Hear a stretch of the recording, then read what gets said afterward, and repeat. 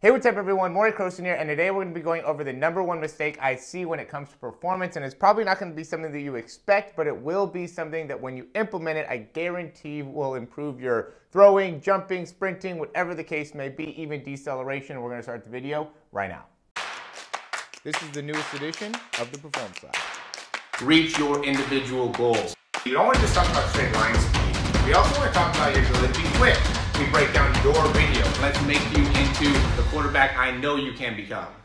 All right, so the biggest thing that goes into what is the #1 mistake I see, and I see this in basically everybody. I even think this is something within my own performance that can get better, but it has to do with the range of motion within the toe. We've talked about this before. Really, it ends up being the big toe, and it has to do with when you're pushing off, right? And I could use a throw example here. I could use a jump example, but you know, I'm going through sprinting. I get a lot of sprinting videos. I watch a lot of sprinting videos, but essentially when you're pushing off, you want to be pushing off like that very tip of your big toe, right? You want to be right on the very top of, you know, the middle part of your big toe when you're pushing off. And really, even when you're decelerating, if we go and slow this down, you know, you want to be able to, you know, utilize that part of your toe as a key part of being able to slow yourself down. So as you're lowering your body down, that ends up being a big part of, you know, your deceleration as well, is your ability to actually bend within all of your toes, but your big toe ends up being the main one that, you know, to me causes a lot of issues. So what I commonly see is something like this, where people are twisting outwards with their foot, right? And this makes it so obviously like the heel ends up going inwards, but the top of the foot ends up going outwards. And now you're not pushing off of the, you know, middle part of your big toe. You end up pushing off more of the inside part. This is an example of somebody that's going more on the outside part of their foot. So they're not pushing off, you know, the big toe, they're more on the outside part of the foot here. So the big point is, because when you push off on the inside part of the foot, you know, you end up getting more of like the heel almost comes a little bit more inward with that, right? So that ends up being a big part of the motion. I'm going to go into some more detail about, you know, what this motion looks like here right now.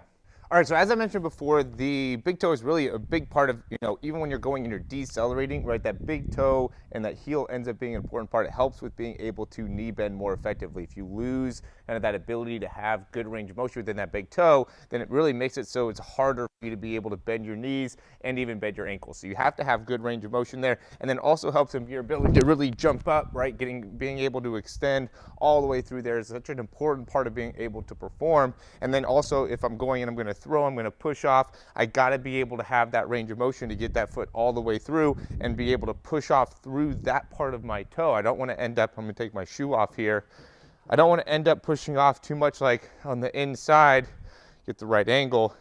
I don't want to be pushing off too much on like the inside here, okay? I want to be twisting so then I could push off on that, really that middle part here. So I want to be able to twist and turn and then really be able to push all the way off that big toe in order to make sure that I'm able to really maximize my power. I'm going to really use both of them here. So I'm going to go over a couple exercises that I think are going to be beneficial. So, you know, really ends up going into just like the calf raise and being able to do that in a way where you can really maximize getting all the way onto, you know, that big toe. And you could even get to that point and just kind of hold that. Because a lot of times, you know, I see people, you know, I'll even have athletes, I like walk through calf raises with athletes. Like, this is how you have to do the calf raise, because most people when they're doing a calf raise, and this is with leg more back behind, there's obviously a lot of different ways to do this, but, you know, it ends up being more like this, right?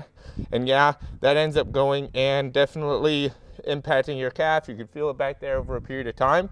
But in order to, I'm going to switch legs so I can get both work here. But in order to really, you know, improve your overall power, you have to be able to feel comfortable getting all the way up onto, you know, that big toe. And again, like I said in the beginning of the video, I can even get better with this myself. It's just something that, you know, I'm working on, and, you know, you have to be able to improve that range of motion. But there's a lot of people that really struggle in having that range. And I know, again, for me personally, I've talked about this before, I'm in a lot better overall mobility perspective at 30 than I was at 22, 23. And part of it is because of, you know, how focused I am doing lunges, you know, any type of squats. I'm always really aware of like, how am I moving within that back foot and being able to get that range of motion, because even that ends up being a great exercise for you, right?